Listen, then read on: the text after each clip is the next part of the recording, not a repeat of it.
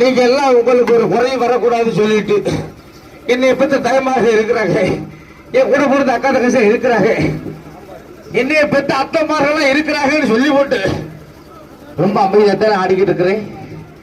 இன்னும் தொடவே இல்லையே, அதுக்குள்ளேயும் புக்கு புக்குன்னு கிளம்புனா என்ன அர்த்தம்? ஒரு மரியாதை வேணாமா?